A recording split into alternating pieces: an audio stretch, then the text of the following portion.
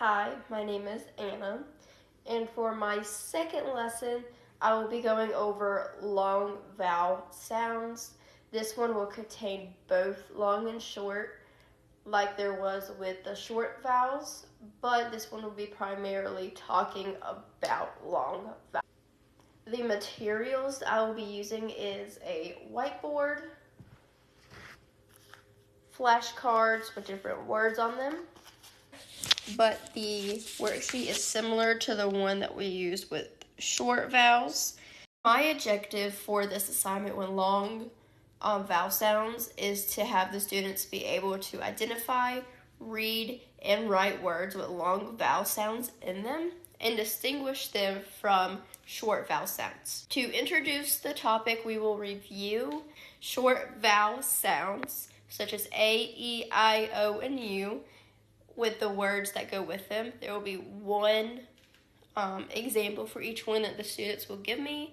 I will ask them to provide me an example of each one before we continue into long vowel words. When I'm telling them about long vowel sounds, I'll let them know that the long vowel sound says its name. Unlike apple, that sounds like ah, cake has an A in it instead of an ah. It's not cack, it's cake. And we'll do that for each vowel. I'll give them an example, and then in return, they will give me an example different of mine. For our activity, we will be using this whiteboard and our flashcards. There are going to be different words than the short vowels, and I will say them and or write them on a big whiteboard and have them sort them into this similar to the short vowel sounds, and then I will remind them, and or for those who do not know, I will teach them about the silent E rule, such as with the word plain. Can't really, it's backwards, hold on. Plain, the E changes the word. Where is it? There we are. It changes the word, which also has this changed as well.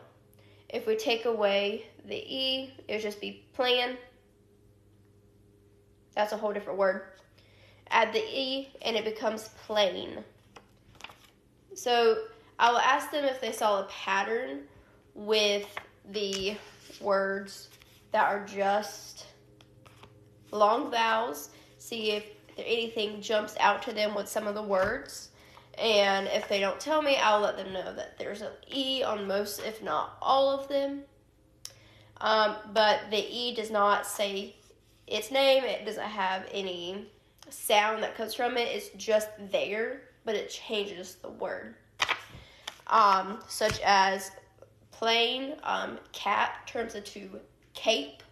And I'll ask them to give me an example that they can think of, and I'll probably take like maybe 4 or 5 of those examples of them changing one word into another by our other activity that will have them, I will go over the directions, but they will do this independently, and then we'll come back together as a group and go over it. It is the short and long vowel word sort that I showed earlier in the video and also showed in the short vowel sounds. It is this worksheet right here that has the same, pretty much the same directions as the short vowel sounds. We will highlight on their own, and when we come back together, we will go over each and every single word, and they will highlight the long words, and I will tell them whether they're right or they're wrong after they give me their explanation on why they chose it, why they highlighted it, and all that fun stuff. Earlier, when I reviewed the silent E, we will do another activity on that. I will also be using the whiteboard for that as well. I will be writing some words down, and they have to say the word and then add a silent E or tell me if it even can be added to the word, because sometimes it just cannot, it does not make a word. But once they do add it, they have to say the word, and then that can also determine on whether they got it right, whether they can add a silent E to the word, or whether they cannot. But they must say it out loud. They can come up to the board and write the word themselves. But that's another fun little activity that I thought the students could learn the silent E's and also learn the long vowels with as well. To conclude the mini assignment on long vowel sounds, I will review like I did with the other lesson, but this question will be about silent E's and asking what is the trick to know if a vowel is long?